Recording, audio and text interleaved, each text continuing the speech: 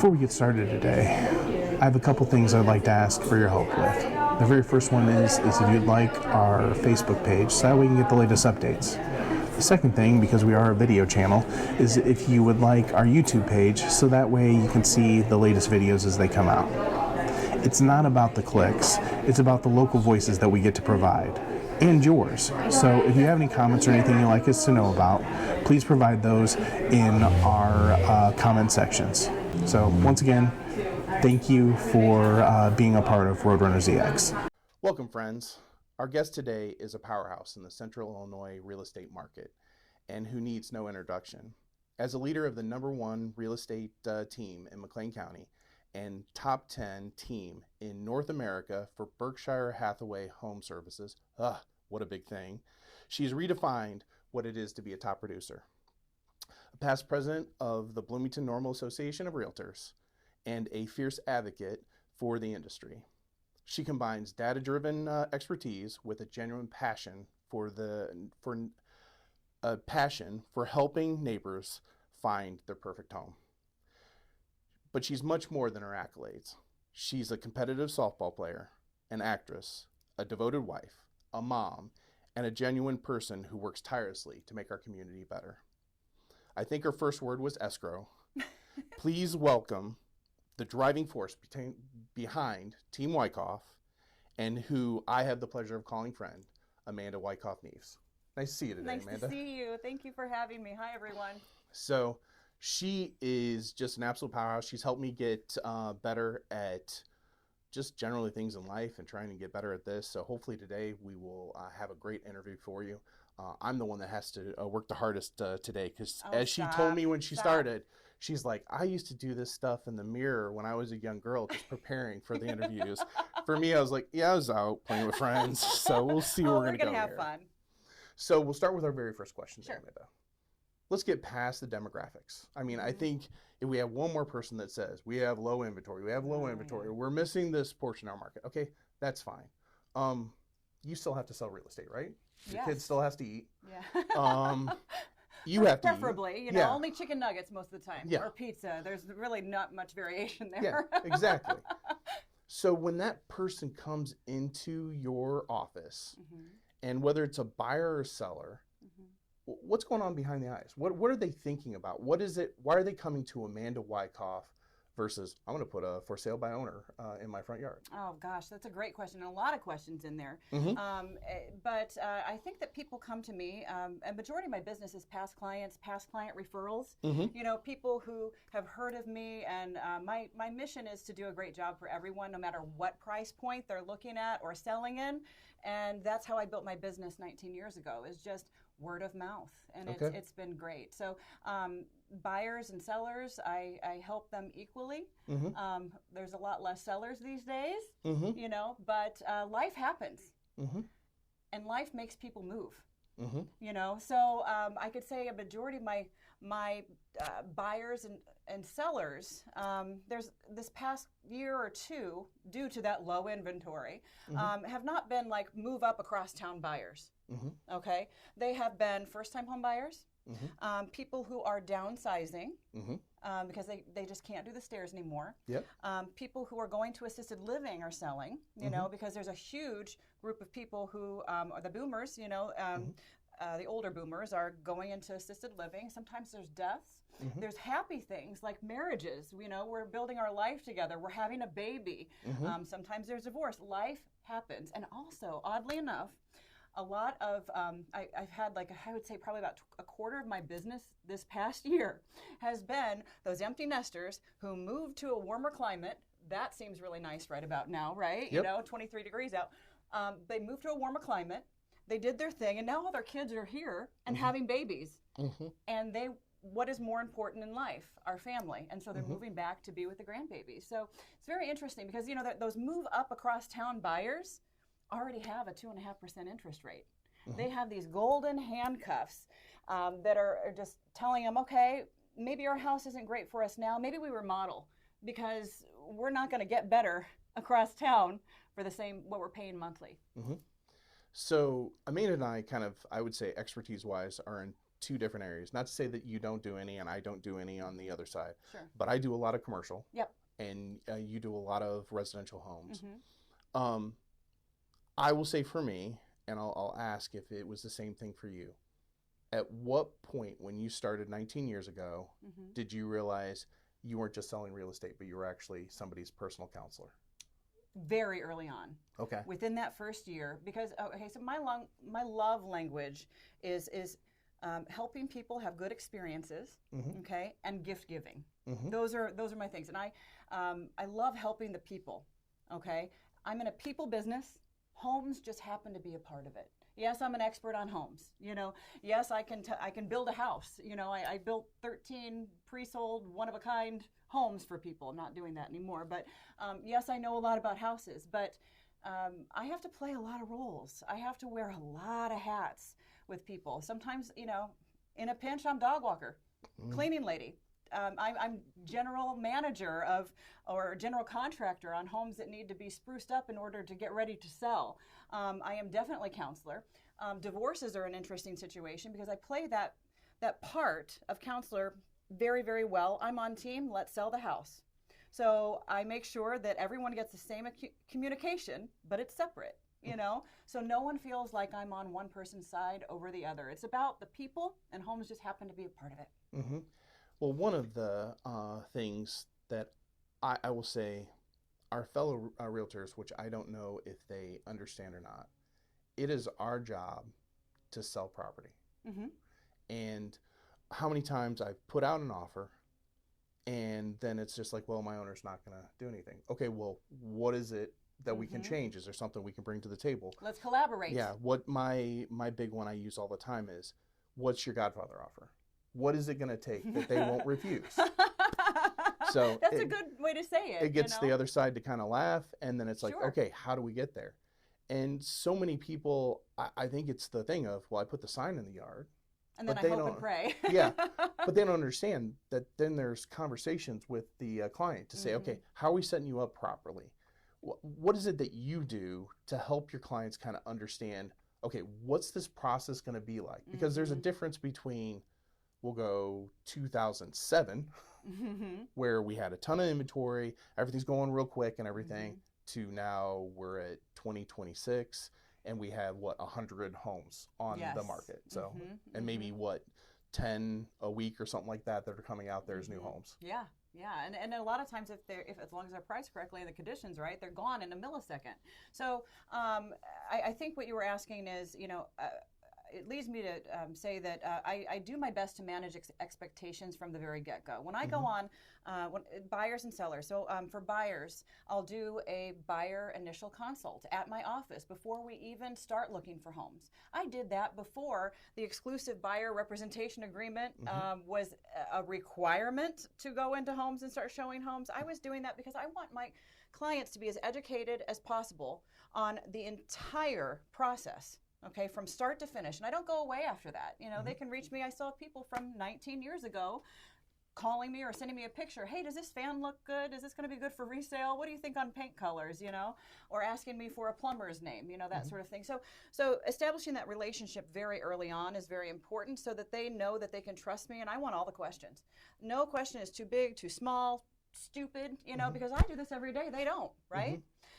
So managing their expectations on what the process is going to look like. Okay, so here are all of our forms. It looks like a bunch of real estate mumbo jumbo if we don't go over it together. So here are the key components when you're buying a home in a competitive situation that are going to matter the most. And I explain to them, like when I sell homes, I'm talking to buyers now, when I sell homes, you know, I might get 5-10 offers on a home.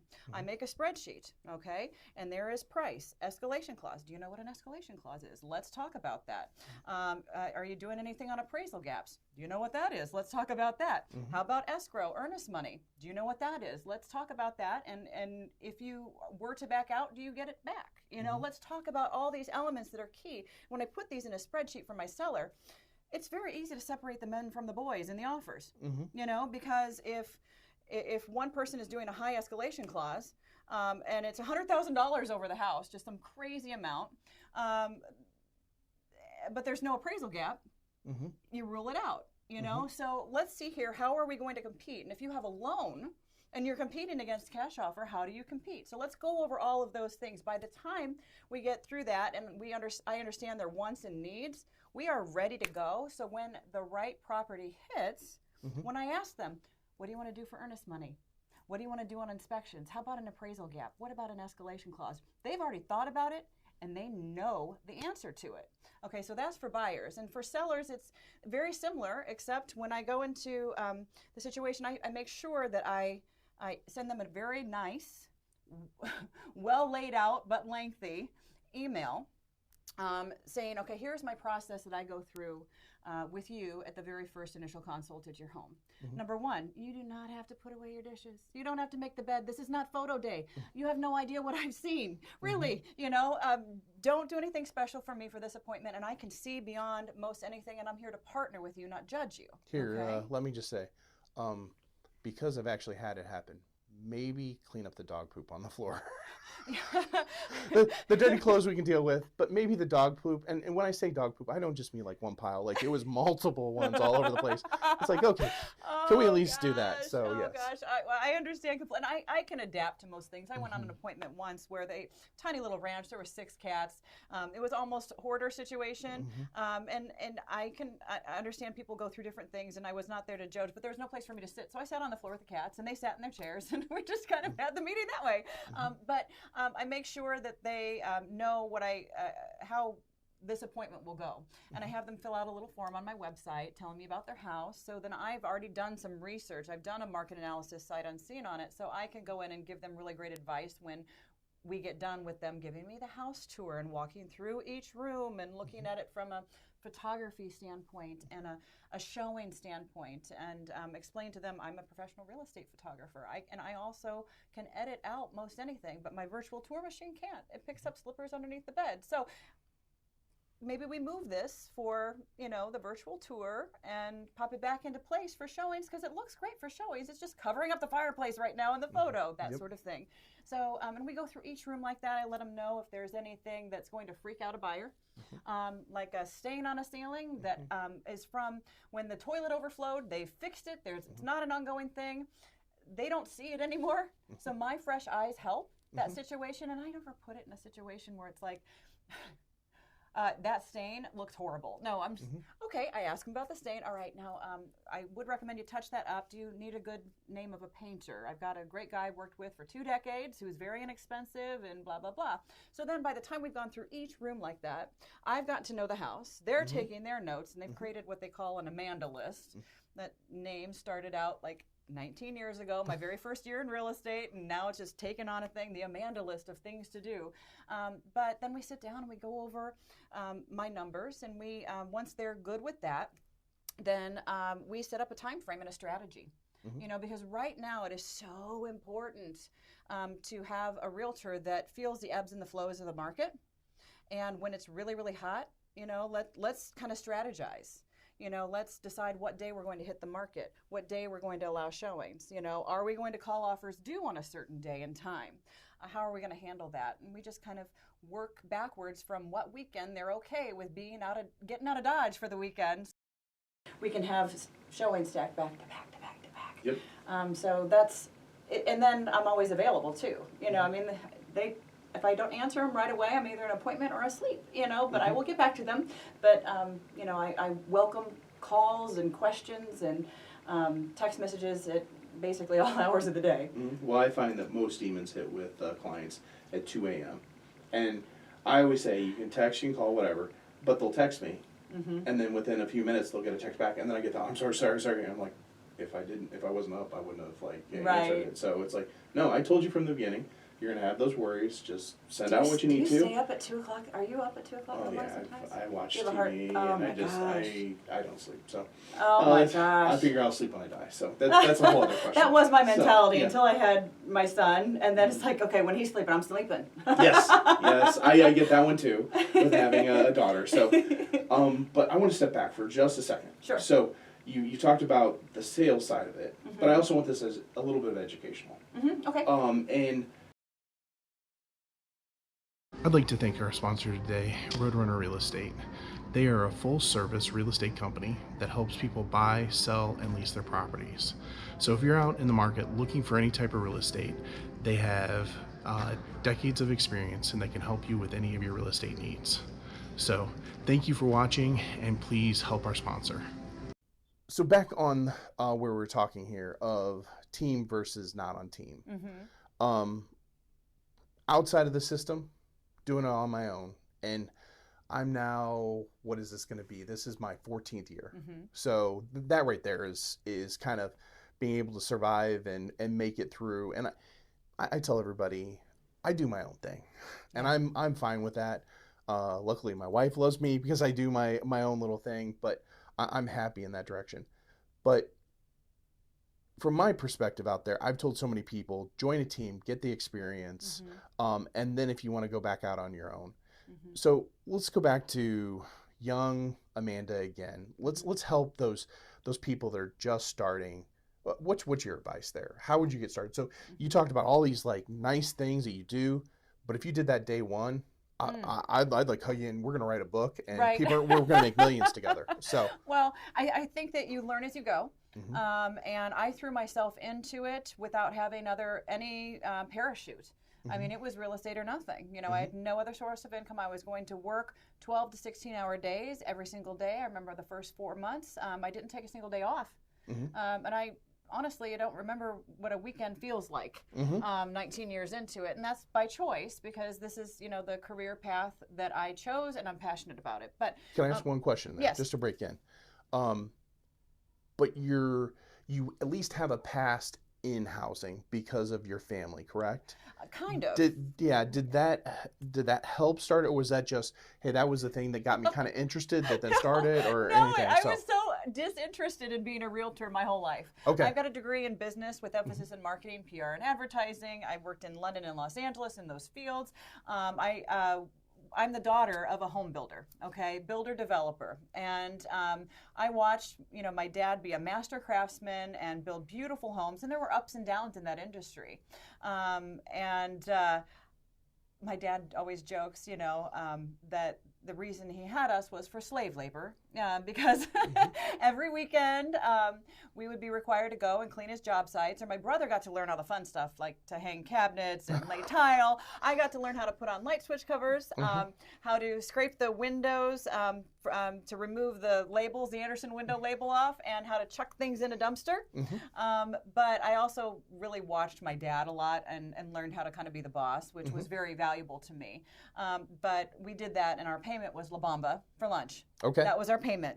Okay, well, let's stop there. Okay, La Bamba, it's in town. So, okay, what was your favorite thing to get from La Bamba's before we jump back in? A burrito as big as your head. Okay. Yeah, but I do the veggie one. I like the bean, just the bean and the cheese. You know, it's kind of been my thing.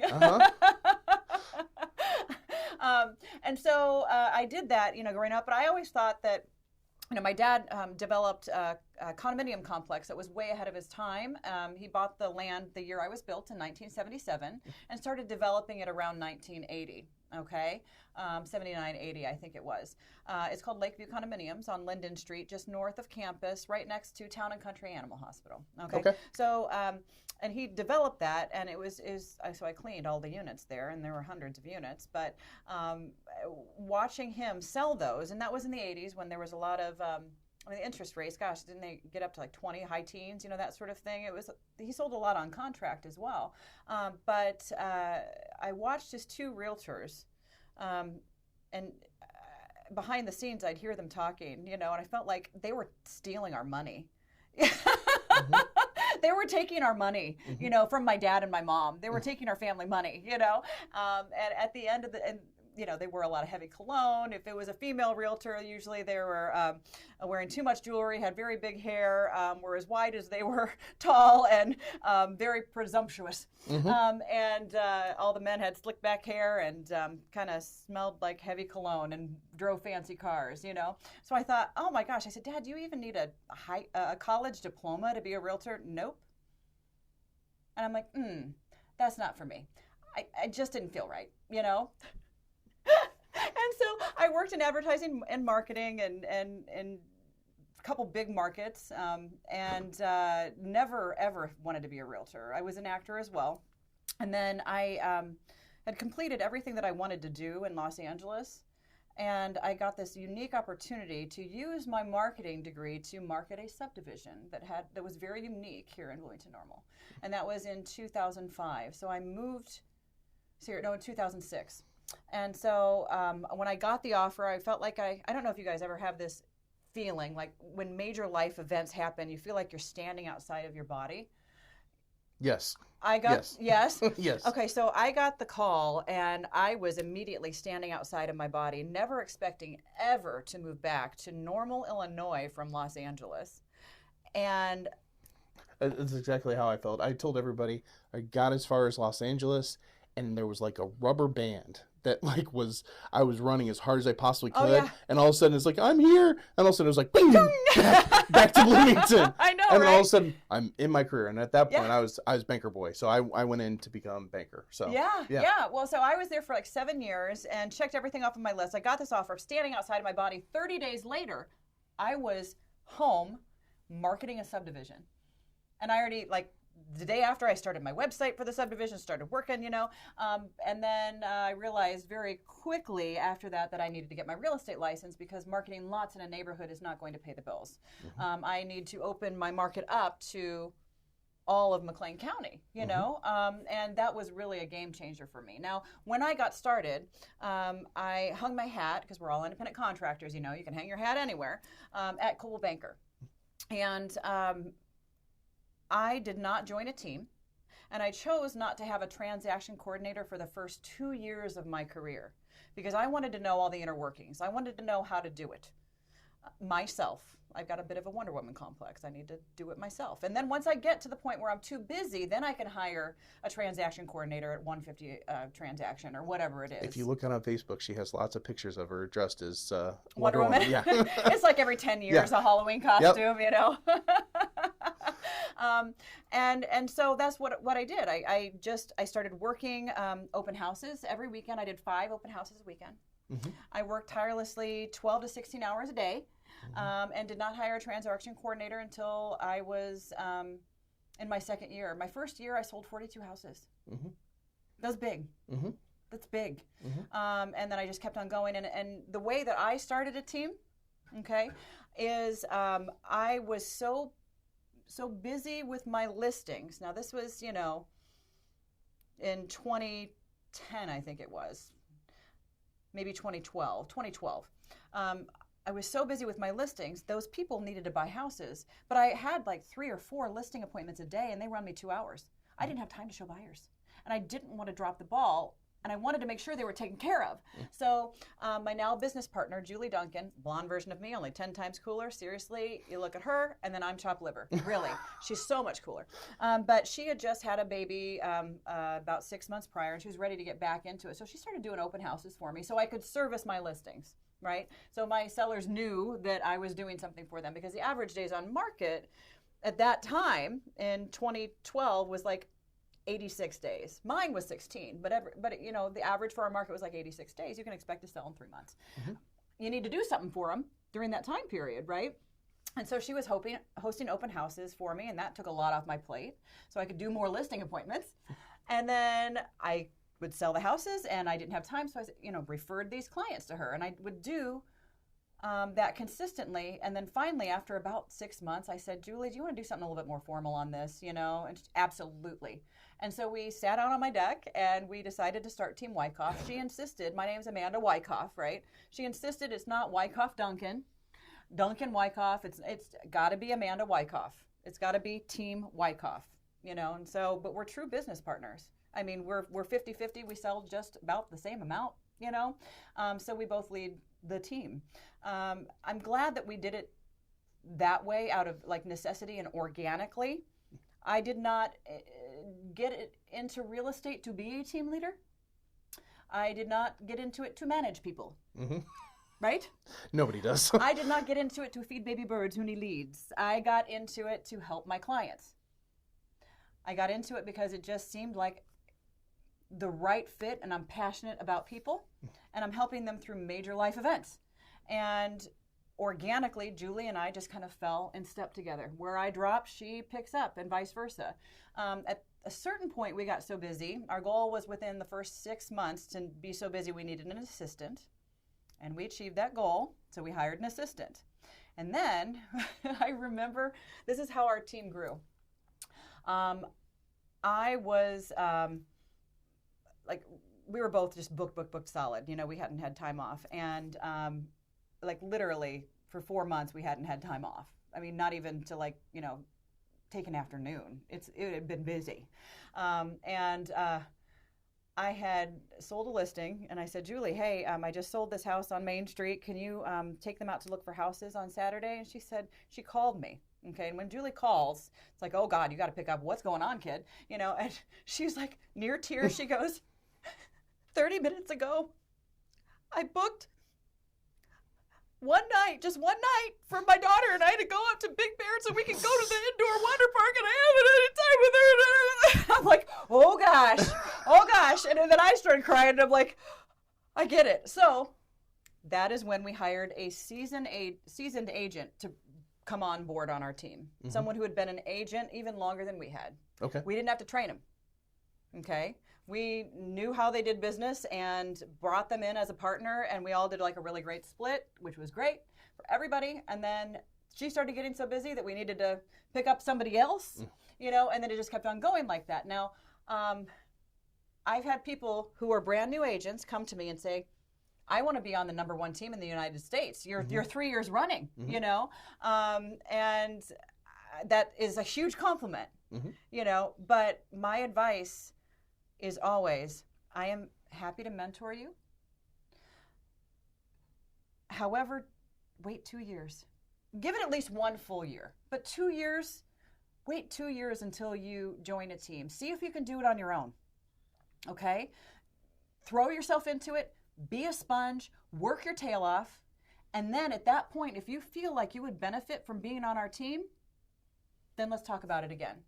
And every agent that I have spoken to, and they took that advice, has been a top producer. Okay. On their own. Okay. And they have not called me to say, hey, can I join your team? Because they got it. Okay. And, you know, so if you want to join a team, that's great. You could probably learn quite a bit from some people. Whenever anyone joined a team of mine, I'd make them sign a contract for at least 3 years. I'm not there to mentor and then have you just go. Yeah. I'm not there to invest in you and just go, you know, and if you're willing to be a sponge, and if you really want to learn, then I want you shadowing me. You know, because eventually when I'm going to turn clients to you, I want you to do things the right way and give them really great service. And so if you're just going out there and thinking you know everything and doing your own deal, it's going to be a representation of me. And I really put a lot of value in my reputation and that word of mouth. You know, I want everyone to have a consistent experience who comes to me. So, yeah, so we have actually downsized our team. We grew. Yep. And then downsized it. We streamlined. So it's just Julie and I now. Okay. Did you know that? I didn't know that. Okay, so we grew to about, I think, 7. Yep. And that was great, but there was a lot of need for, give me an immediate lead. I need an immediate sale, you know, and that is not what I preach. I preach, you know, work your relationships, work your sphere of influence. I'd rather buy lunch than buy leads, right? Yeah. Do a great job, you know, keep in touch with people. I host a lot of like client retention events that make people like feel that we're still thinking about them, because we are. We love spoiling our past client with big, you know, Christmas parties and, you know, pop buys and stuff like that. You know, I think it's important to do, but if you are just looking for an immediate lead, like some agents, they've got a big team and they need to like keep and I say this in such, I don't mean it in a derogatory way, but like a baby bird, okay? They're brand new. They want that immediate lead. They want to call saying, show me this house, I'm going to buy it today. Yep. Doesn't always work that easy. And a lot of times, wish it did. I know, right? Right? Yeah. But you really got to invest into your sphere of influence and do it in a calculated way. So a lot of these agents that have these big teams, they'll go on what I call the Z word. Do you know what the Z word is? Not particularly off my head right now, but Zillow. Oh. Am I allowed to talk about that? You can talk about it, but I'm not really a They're big fan. They're the devil, I'll tell you, all day long. Oh, they're trying to do away with us. It's basically what they're trying to do. Oh my gosh. And well, what a lot of people don't realize, the consumer doesn't realize, that when you click on Zillow and say, show me this house, you are not getting the listing agent. You're not getting anybody who knows anything about that house. You are getting an agent who pays, whose team lead pays to get that call for you. Yep. They don't know anything about the house. Homes.com, you get your own leads on, and so you can, actually talk to the listing agent who knows about the property. You might be getting a little baby bird who just got their license yesterday and doesn't know anything. Yes. You don't know who you're going to get. Friends, that was a great half of our interview with Amanda Wycoff Neaves. We look forward to seeing you next week. If you haven't done so already, please subscribe to our YouTube channel, like and follow our Facebook page. We now have a podcast, so if you're in the car and you just want to listen as opposed to watching, that's down in the description. But thank you for watching, and we'll see you again next week.